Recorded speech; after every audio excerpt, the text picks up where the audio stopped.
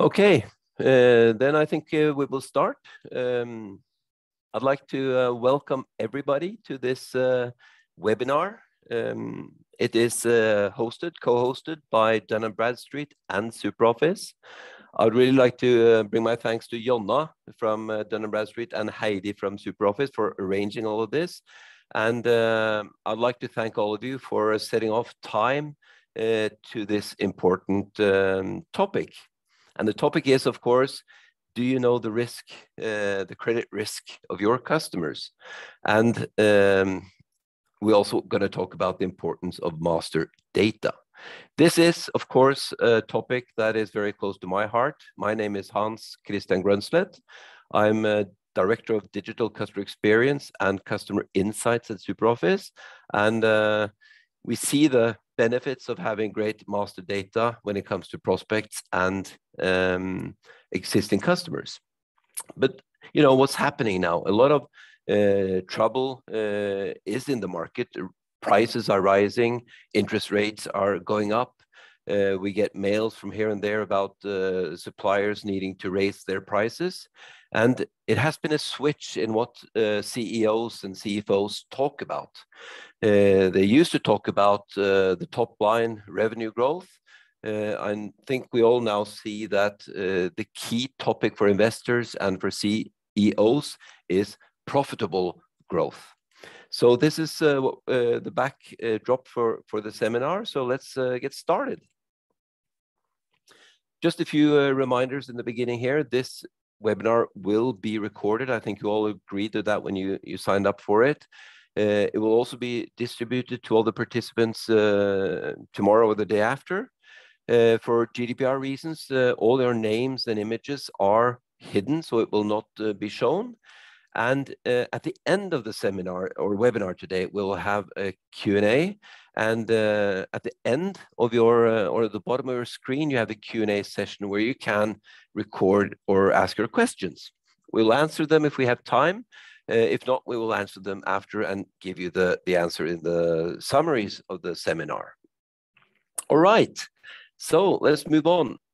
You know, today I have three guests, experts in the panel, and two of them are from Dun Bradstreet actually, and we have Nikolai Eskesen. He's sitting in Copenhagen, and he's responsible for the go-to-market and strategy of the master data in Dun Bradstreet, and he's also responsible for all the products in that portfolio. And he has experience with setting this up with Nordic clients. And today on the webinar, we have Nordic clients and both customers and prospects, but we also have guests from Europe. That's why we also do the whole seminar in English. Hello, Nikolai, are you there? I am indeed, and thank you for the welcome. Yeah, you ready? You're sitting in Copenhagen, right? I am sitting in the outskirts of Copenhagen in a bit of a cloudy weather day, but we're happy and excited to get this going. Yeah, great. I also have Fredrik Hansen. I think he's sitting in Drammen, but he's also the go-to-market for the Nordic finance portfolio at Dun Bradstreet. And he has experience of working with international financial markets and analytics. So it'll be really exciting to hear his pitch on this as well. And welcome, Fredrik. Thank you, Hans. And you're right. I'm in Drammen, and it's you'd think I'm in Copenhagen because it's quite cloudy here as well. But at least there's a lot of snow in Drammen, right? A lot. There a is, lot. yeah. Yeah, great. So we'll pitch you in later as well, Fredrik. And then, of course, we have Philip van Term. It says here that he's a CRM consultant. I think he's very bashful about that because he's actually the evangelist and the founder of I-Centrum, which is an important partner of SuperOffice and Dun Bradstreet. And he has a long experience by talking about and implementing data-driven solutions. Hello, Philip.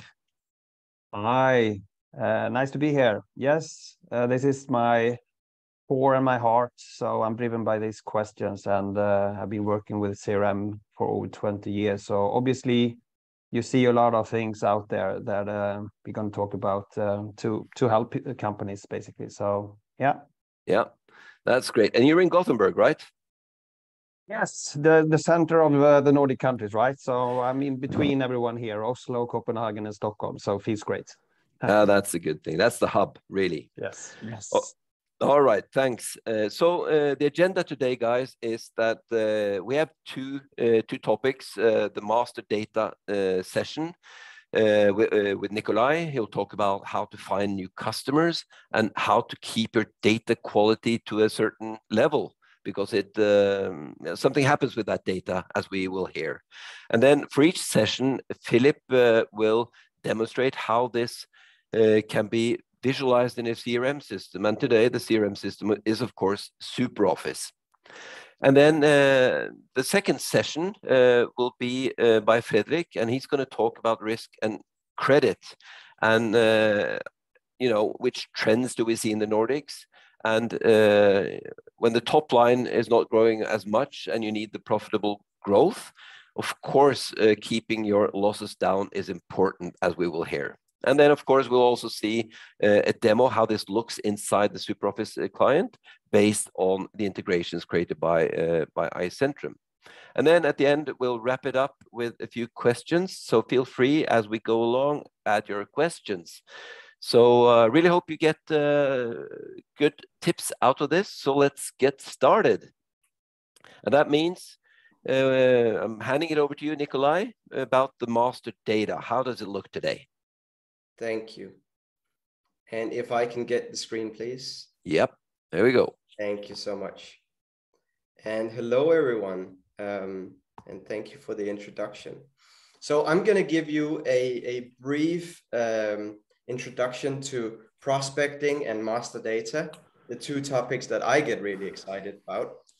And when we talk about prospecting and master data, the first thing is, of course, how do I find new customers? That's the prospect part. And usually I say, well, there are sort of three ways. You can do it by criteria-based prospecting. And so essentially you find customers based on measures that are relevant for you, whether it be industry, whether it be company size measured by some financial figure like revenue, maybe it's on the number of employees, so on and so forth. But when you already have a portfolio, you can actually say, well, I'm interested in looking for customers that look like the customers I already have. So that's what we call twin search, essentially, where you find prospects based on the similarity with your current customer portfolio. And then finally, there is a possibility for you to actually dive into the family trees, what we call linkage of your current customers, to see if there is potentially any prospects in that family tree, in that organizational hierarchy that you could approach, and where you already have a foot in the door because you already have customers within that hierarchy. And it also allows for you to actually look into possibilities of framing larger group-wide deals with them. So you don't necessarily just have one member of the family tree as your customer, but maybe you have a multitude of them. So that's just a brief look into how I think about prospecting and the possibilities for you. And then, of course, there is the master data part, and that's essentially diving into, the quality of your data. First and foremost, of course, how do you source your data?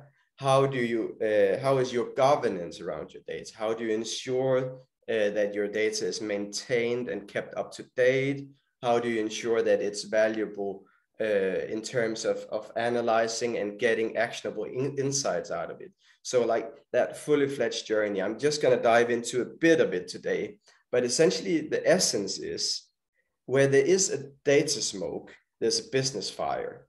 And I'm just going to briefly touch on that, because we have seen some research that in actual fact, 70% of CRM data decays annually. So that means that every year, a company in your customer portfolio, they may change address, they may change phone numbers, principals come and go. So that's essentially the context that you have in the company. So a lot of things can change with companies, and up towards 70% of that changes every year. So you really need to maintain and keep it up to date, right? And the other part is that in actual fact, 91% of CRM data is incomplete. What that means is that maybe you have some customers in your, or accounts in your portfolio on which you have like the full data set, phone number, address, so on and so forth.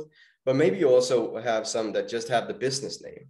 And of course, you will want to have as much data on your customers and prospects as you possibly can to ensure the validity of your data and the customers and prospects, of course.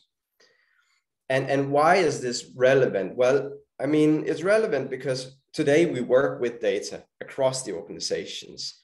And if you have people working with data and they're essentially spending a lot of time trying to validate your existing data, or they correct errors, that's of course a waste of time in its essence. And what we see is that 50% of people working with data actually spent a lot of time on that.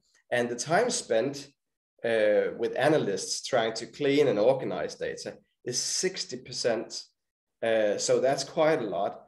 And the point is also being then that instead of trying to fix your existing data, which is actually by our account 10 times more expensive, it's better to just get the good clean data from the get-go. So what are the challenges that we essentially encounter when we talk to someone like you?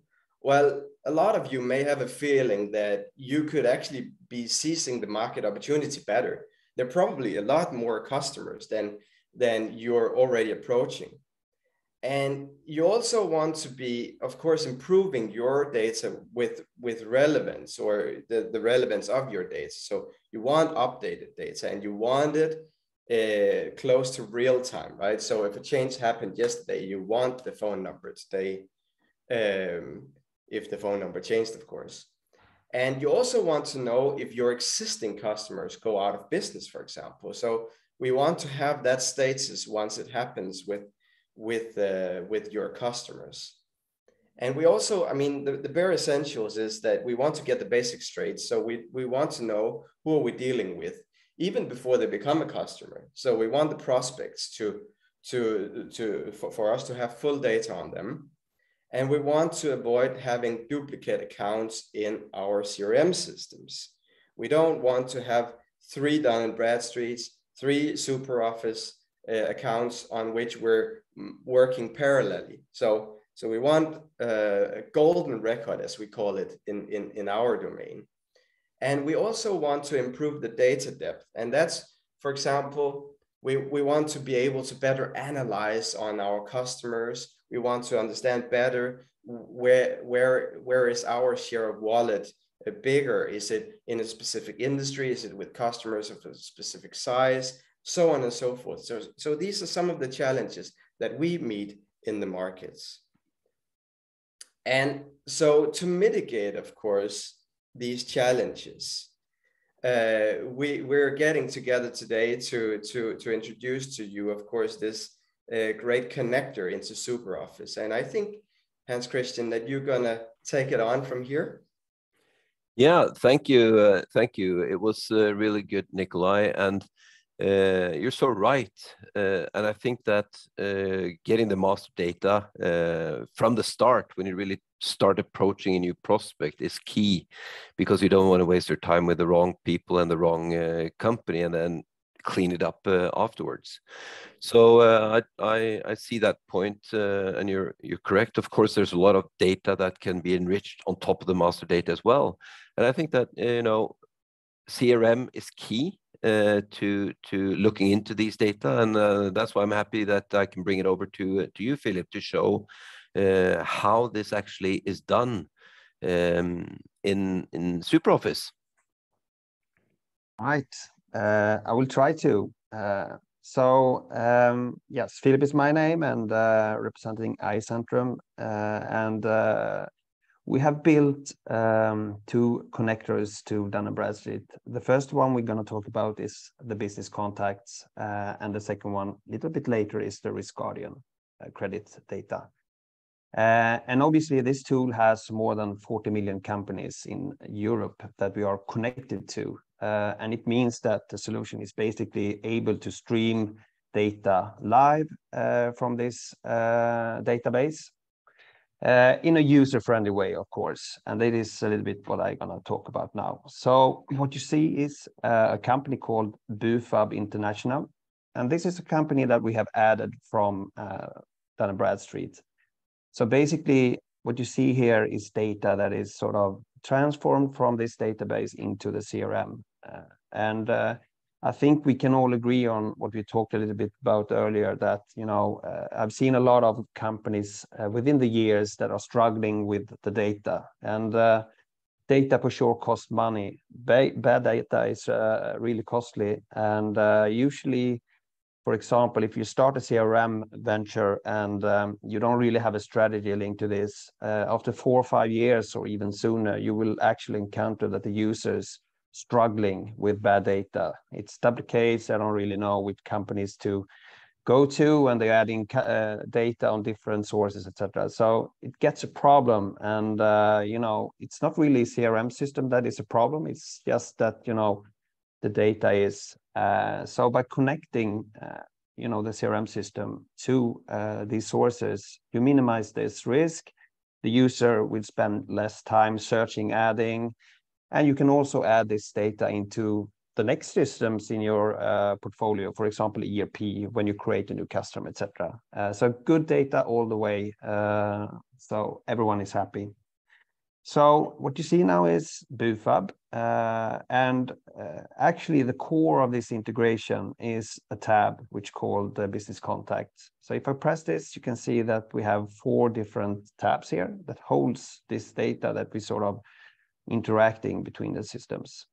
The first one, connect and update, is, you know, just to inform the user that this company is connected and it was connected a specific date. I can also remove this from the portfolio, so I'm not updating anymore, so to speak, if I want to do that.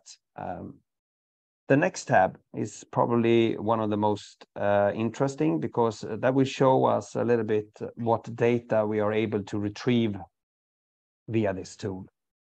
So again, this is marketing data, and usually when you sort of start this journey, you make a configuration on what data you want to sort of take from Dun Bradstreet and update specific fields in CRM. There's a lot of possibilities here to change and update the rules. For example, this field should be updated, this should not be updated. This field is Dun Bradstreet master over, and this is not, for example. And you can always choose what fields inside the CRM that you are interested in. So there's a lot of data, and maybe not all of them are specific interest for you. But obviously, you know, address and all these kind of things that do actually change. Companies are moving, companies are sort of leaving this site or whatever. So this information is obviously important. Then something that a lot of companies are struggling with also is, you know, the business. You know, what business are your customer actually in? And can I get a good segmentation on what customers do we have in specific businesses? So by letting Dun Bradstreet update this for you, you will be sure that you have the correct business on your companies that you are in business with. Then there is information like, you know, what kind of companies is it, a head office or is it a work site, and these kind of things. One important thing is the status. Again, if this is an active company, is it a company that has been shut down for some reason? Is it bankruptcy? That kind of thing. And obviously there are workflows here also. So for example, if a company changes status, we can trigger something in the CRM system that sort of makes the user react. With that said, I will come back to that later. Obviously in the risk credit application, you receive this notification far ahead. So this is more like a status that this company is maybe not existing anymore. Then it might be too late. But the Risk Guardian obviously give you that insight long before, so you can actually minimize the risk for your business. Usually then also interesting fields here is how big the company is. You know, the turnover, is it growing or not? You know, the profit, and a number of employees. Typically information that is interesting for CRM to do segmentations, marketing, and all these things. They can be transferred into the CRM. When you do this, you know, obviously it's very interesting to go to this company and you can see this information. But again, it's getting more interesting when you sort of can use this data with the rest of the data that you probably have in your CRM to sort of combine that. I will show this a little bit more later, but obviously, you know, data quality, trust your data. Again, what companies do we have in a specific business? Why are we larger in this business than other businesses? Do we have an offer that is specifically good towards this business, etc.? How many companies have changed the status to bankruptcy exactly for some reason? Do we have any companies that have a negative turnover change? You know, these kind of signals could give users insights on their customer portfolio when they're using this. So by using dashboards, you help the user to actually like the CRM. It's a tool that is helping them to make correct decisions. And that's what CRM is all about. Company data. The next one is the linkage. So here you can actually see not the family tree as such, not the big family tree, but still you can see ownership structures and subsidiaries and group parents. So it's a list of companies that is connected to Bufab International. And if you are a key account and maybe you work with the tender management or such, it could be very interesting to see these kind of things, and you can easily add companies by using the plus sign here. So I will not go into this into more details, but obviously this is really interesting depending on your business. Within this tool, we also have decision makers. It's more important for some than others.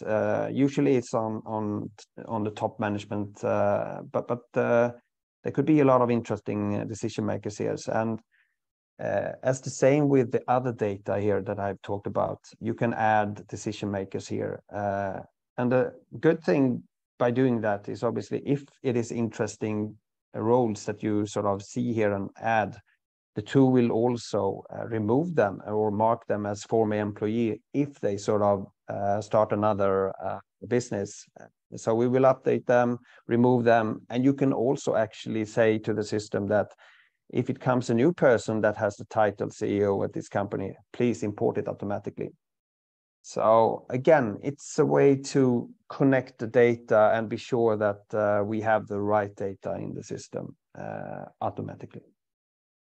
The last sort of thing you can do from a company perspective here is the twin search. So if I press this, it should provide the user with similar companies as the one you are currently at.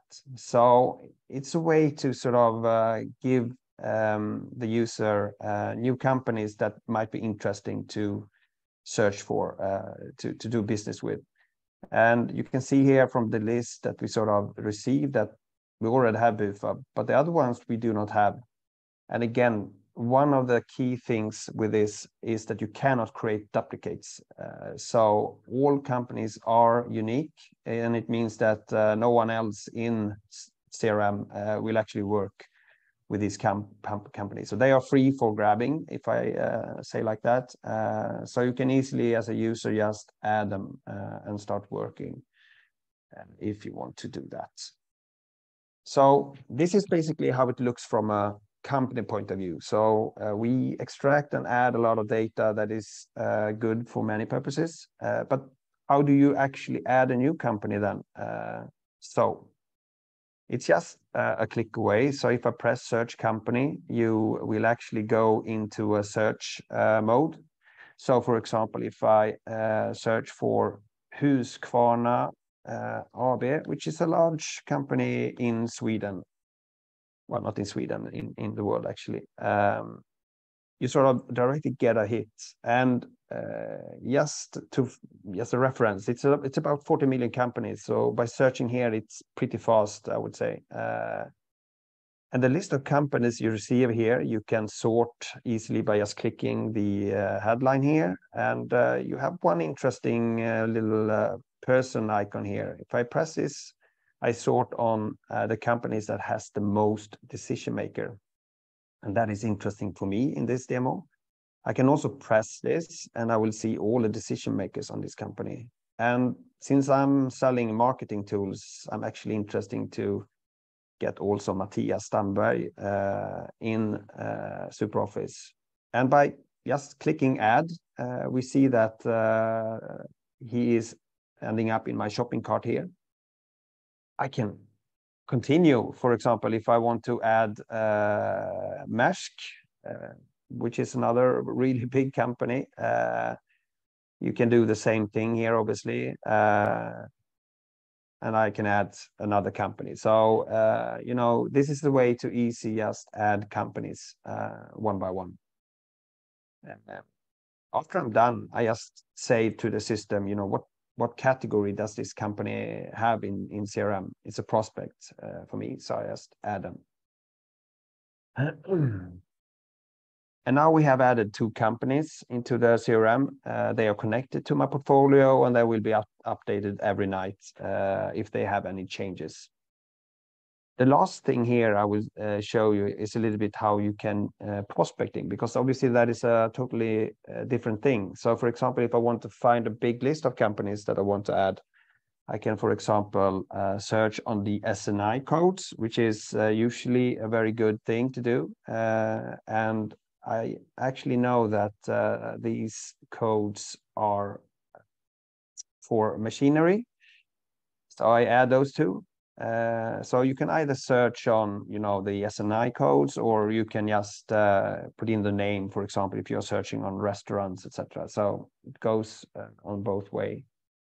And then maybe I want to specify a country, Germany, and I make a search and let's see what happens. So I receive almost 37,000 companies that are equal to this definition. And that's a little bit too much for me. So I will try to narrow it down. I specify a county, Bayern. And let's see what happens. 6,000 companies, a lot of companies. So I go for some big ones. And then I end up with 105 companies. Pretty easy to filter down companies that I want to sort of do something with. And then I can just add them all. And again, they are stored in SuperOffice in a list. You can sort of start working with them, put it out to different sales rep, etc. A link to your strategy.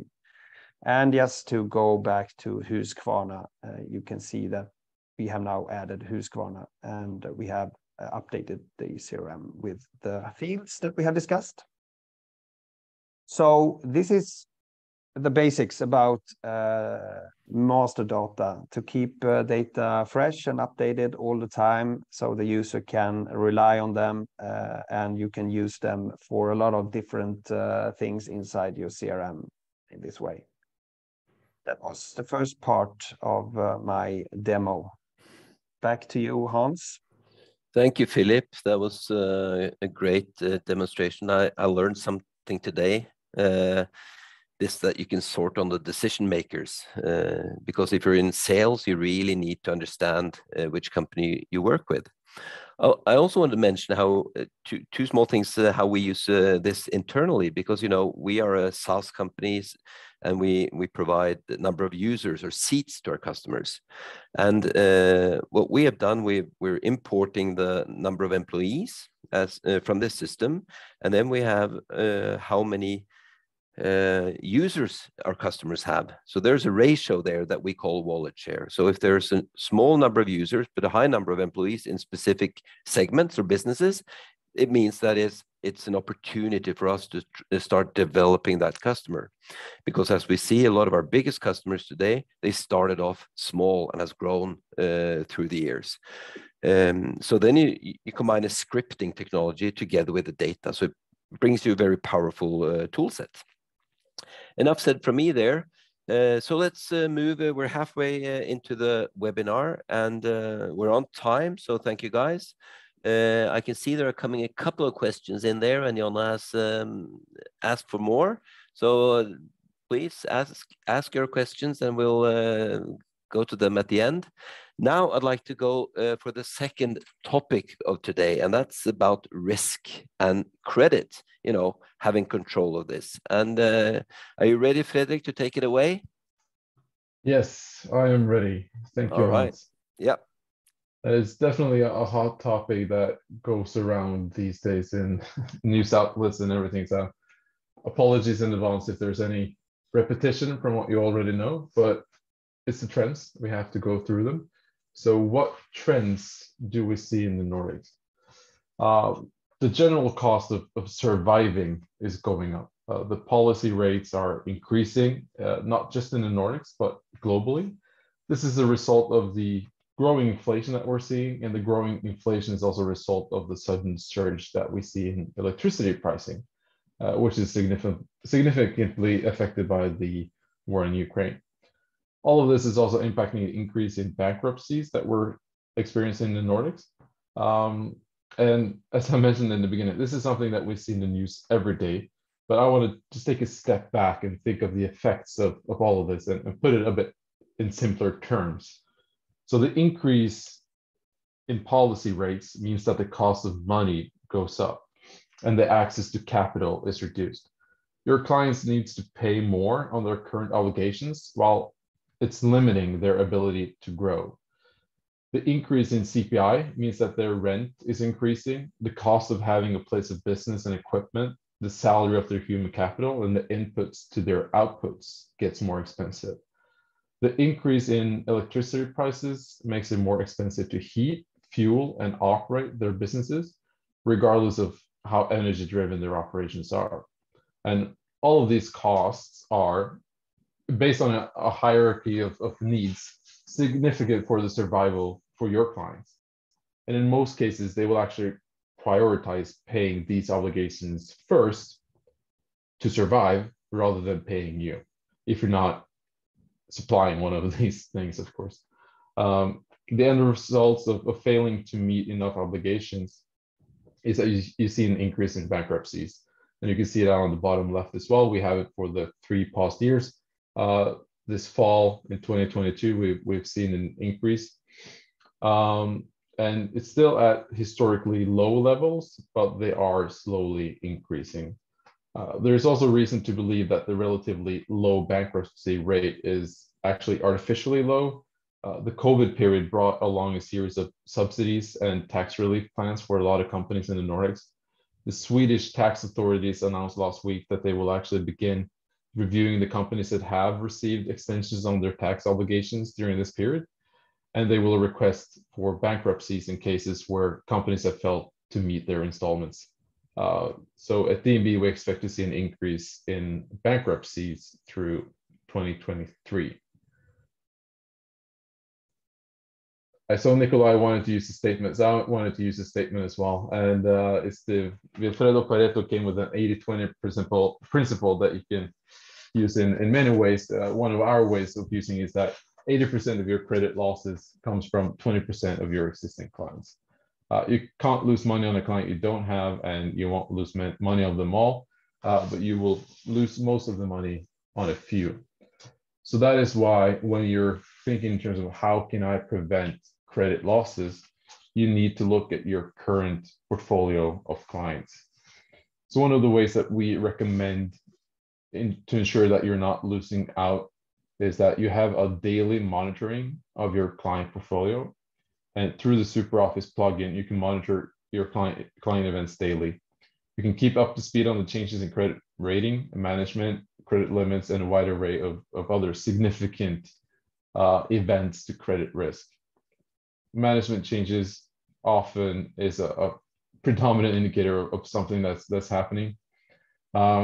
We recommend that you frequently perform portfolio analysis, understand where the biggest risks are, take into account the allocation of capital that you have in the different rating buckets, and look at how they evolve over time as well by using the monitoring.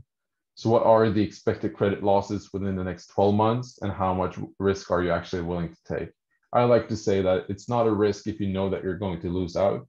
So just try to get a clear view of where do you think your losses could come from, and what risk level are they at. And then when you're looking at onboarding your new clients as well, this is the time to review the existing credit policy that you've had. It's recommended that you consider reviewing the acceptance criteria, and you can apply additional scrutiny on certain customer segments or types, looking at different industries. One of those, as we see now with high bankruptcy and also a lot of layoffs are in construction. So it would be a good idea to review, and especially in terms of specific industries. And you can also then look to increase your approval rate within other industries that are operating more successfully in these troubled waters. So that was a quick one on credit, and I think Hans will jump back in. Yeah, I was just, thinking about what you're saying there. Very interesting. And, I got 6 minutes. I had to talk fast. That's great. That's great.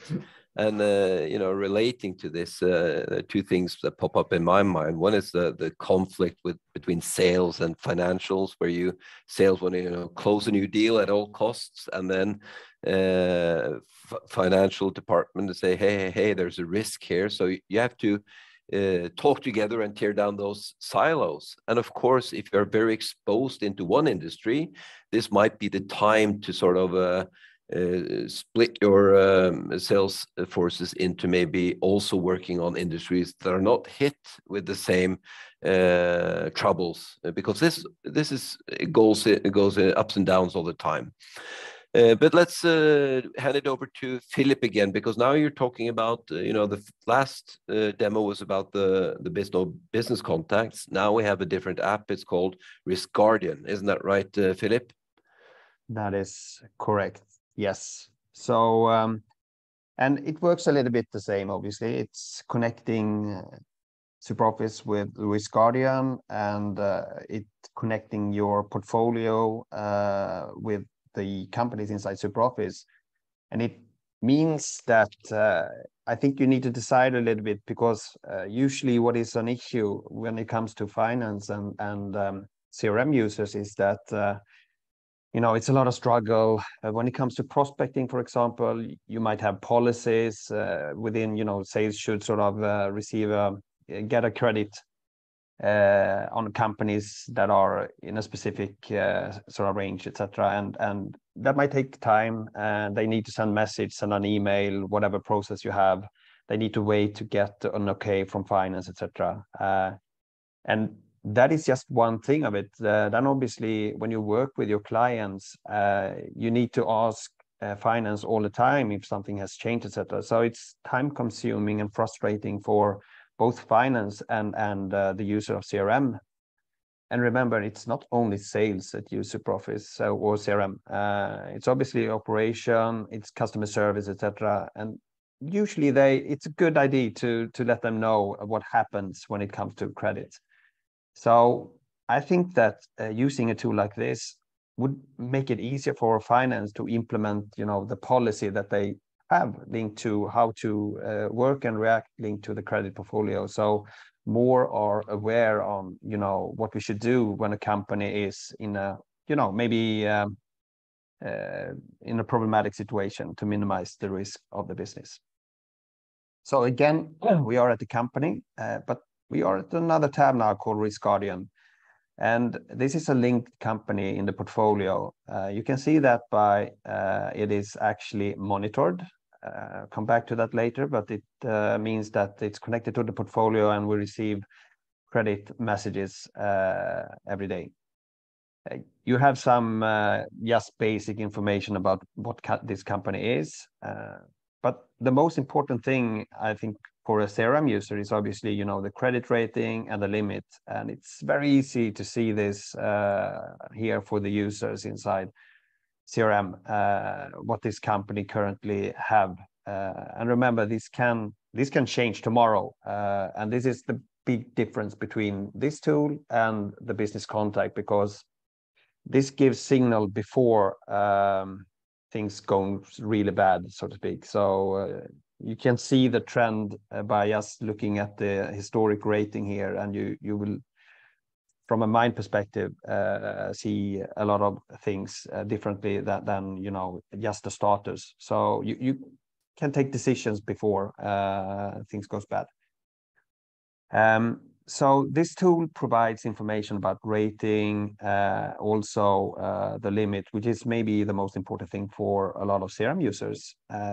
But if you also want to get the full credit report, it's also available here. For example, if finance should actually work inside CRM to do their credit checks instead of another separate tool.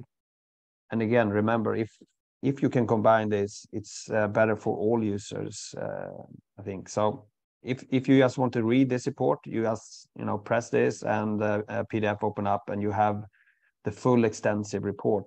I will not go through that because it's a little bit sensitive, but it holds a lot of information about balance, finance, risk, family tree, decision makers, and all this information that could be relevant for a broader perspective. Then the next thing you can do here is actually you can see a download history, and it's not so interesting, but basically you can see what users have done something when it comes to risk management on this company. Usually update, download credit data. So it's a log. The last thing is maybe the most important thing, because here we can see the portfolio and monitoring service. So here you can see all the different messages that are streaming into the tool, and there are about 7 categories. So when you set this up, you can decide we are interested in risk, payment ability, we are not interested in that, and depending on that, those messages will be left out. And as we actually update CRM with these kind of messages, it means also that from a user perspective and policy perspective, I think it's easier to sort of maybe again use a dashboard where you can write, you know, what policy do we have? What should you react on, dear user? And then you can also implement, I mean, small boxes that sort of gives the user insights on what happens. I mean, just an example, this is my customers. 25 of these have had credit changes this week. I can also specify more. I mean, this week I have board member changes, might be bad, but might need nothing. So depends on rating changes, limit changes. Again, from a credit rating perspective, how many companies do I have in the different boxes? And depending on the policy, etc., should I be worried or should someone else be worried? So again, use dashboard, combine data to give insights to the user so they can act accordingly. And again, that's what the CRM users really want to have when they log in. They want a tool that provides them data-driven data so they can act on that instead of something else. So that's good. How do I create a new link? So you remember that we added a company before, Husqvarna. And if I want to connect that data to my credit portfolio, if I go to the Risk Guardian, you can see here now that we haven't connected it. So it just shows that we find Husqvarna AB and we get a match.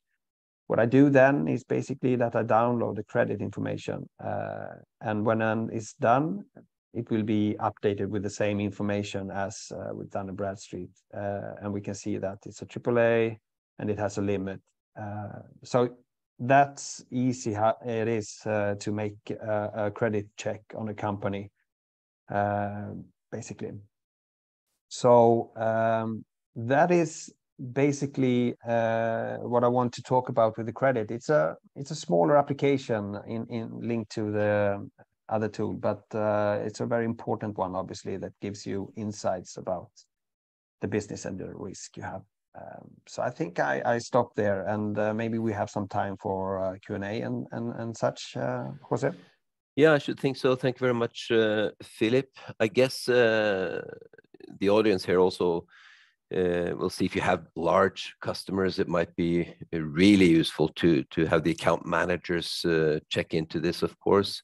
And you're showing the dashboards, and you're using the word signals. I think that's quite interesting, because these credit notifications, the changes in the other application, if a CEO leaves the site and you get a new CEO, all of these seem to be, you know, okay, so what? But they are really most likely game-changing signals for this company. So if you get a new board member or 2 new board members, that means maybe they're gearing up their business, maybe they're being bought by a private equity company or something. So it is all part of the story you want to know in order to develop that customer in a direction that is good for the customer and good for your company.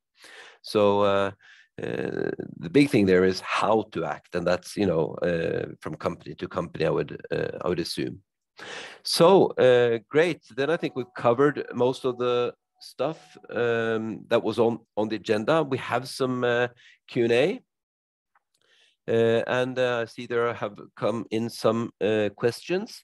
I think all of you, Fredrik and Nikolai, can also show your pretty faces and happy faces. And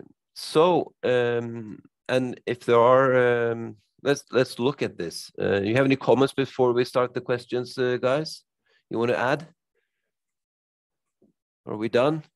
I think we are. I'm done, at least. I think there's a lot of things to talk about, but as always with these kind of sessions, you need to try to be slim. Yeah. So let's look at some of the questions I'll take up here, and you can answer.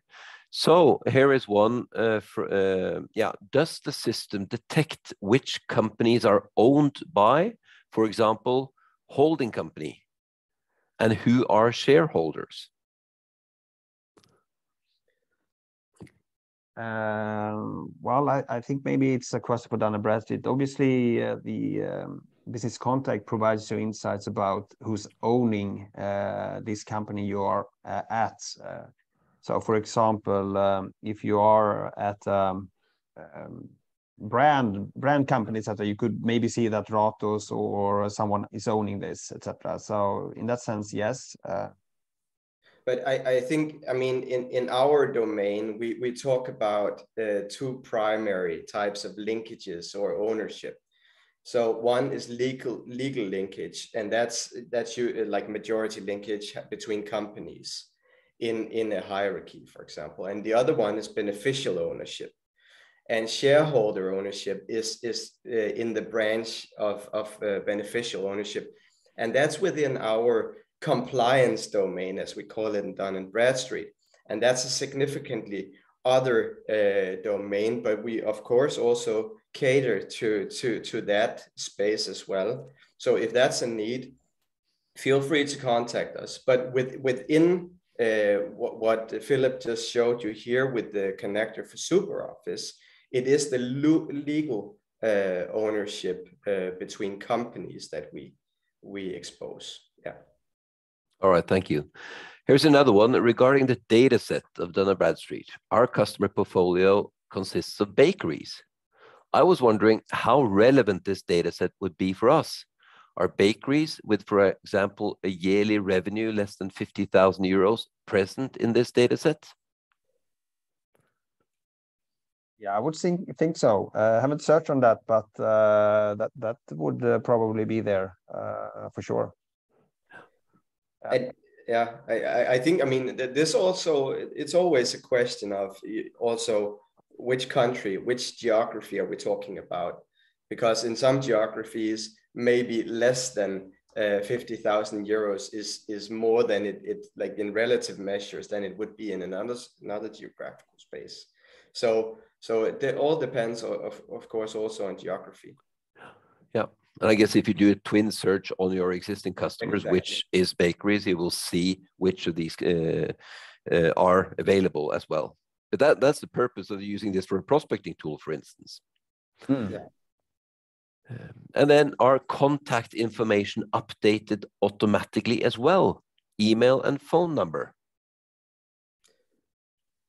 Yeah, so I don't know if you want to take this, Philip, in terms of the connector, but the information on Dun Bradstreet side is of course updated every so often. So on both the person, so email addresses is a bit of a different space, particularly in this.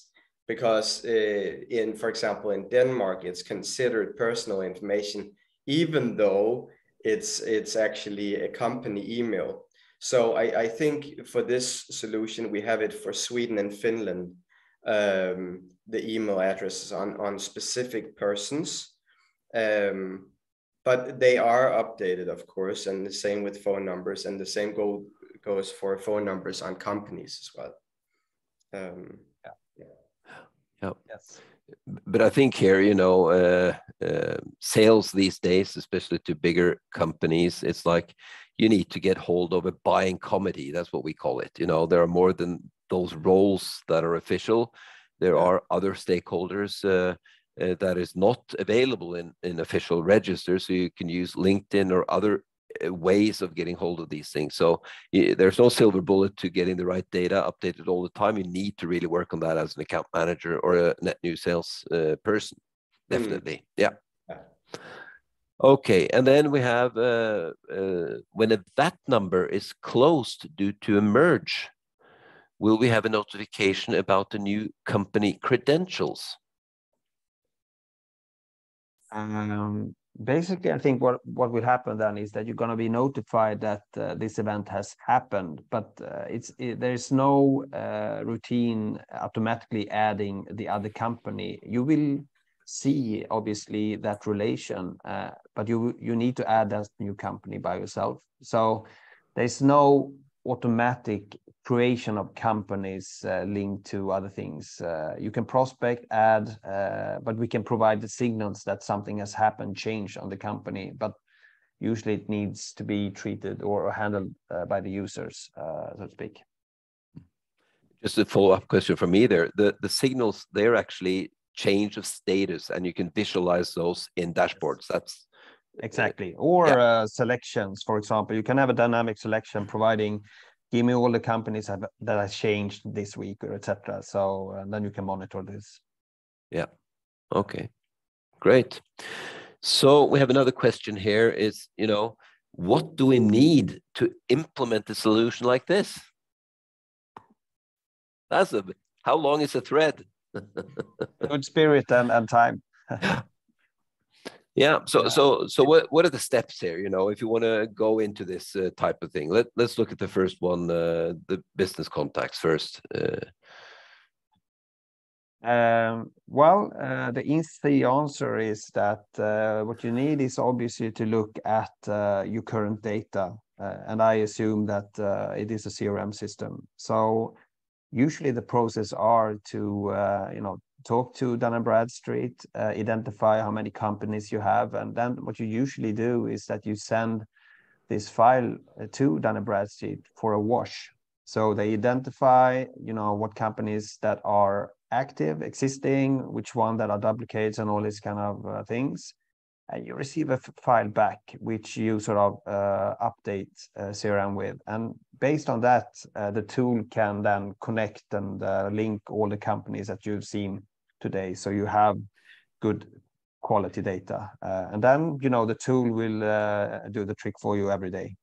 So it's not so complicated actually nowadays. It was far more complicated 20 years ago, but things have happened. Yeah, I can imagine that, you know, a lot of companies are using this inbound marketing strategy, right? So they have a lot of forms and people fill out company names, and maybe 3 people from the same company fills out the forms, and the company names are different. And over time, you have the duplicates or the non-legal name. So I guess that the file you get back is also those who doesn't match exactly on the company name, right? Yeah. So then you need to have a process in place to sort of change and update this as well. Yeah, I guess also link existing companies that come in that way to existing companies that you actually do business with. It could be so that it's a new person that sort of do something wrong in the form, or nothing wrong, but they just add it in another way. And then you need to link it. And yeah. Okay. Yeah, we have one more question here. You said that in some companies, you know, the finance department logs into a system and the rest of the organization logs into SuperOffice to see the same data. Is there a specific reason for it, or is it just? No, well, what we see, what I see is that even in bigger companies, they have different solutions for each country. So in Norway, they have one provider, in Sweden another, in Finland a third. I guess what you can do with this is to have one solution that everyone uses, and then you need to decide if finance still need to use, for example, Risk Guardian, which is a specific app and a tool in itself that you can use. And then the CRM user sort of look and see the data from the CRM system. But I think more and more finance is actually going into CRM, and they can do what they do today there. But finance is not really used to log in to CRM. It's not really a normal user, I would say. Well, it should be, right? All right. So I think that there is the last question that we have today. If there are more, we will look at them and we will sum them up in the survey. I'd like to thank Philip and Fredrik and Nikolai for participating. Great stories and great insights into the SuperOffice application. After this session, we will sum it all up, and we will send you a short survey where you can rate the content of this webinar, and we will send you some of the slides and the recording, of course. So with that, it's like 2 minutes, 1.5 minutes left of our allotted time. Any final comments, guys? Thank you for hosting, Hans Christian. That was really, really awesome. Yeah, well, thank you guys. And thank you to all of you guys participating. So have a great day, and be curious is what I say to you guys now. All right. See you then. See you. See you. Thanks. Thank you. Bye. Bye. Thank you. And I will end the recording now.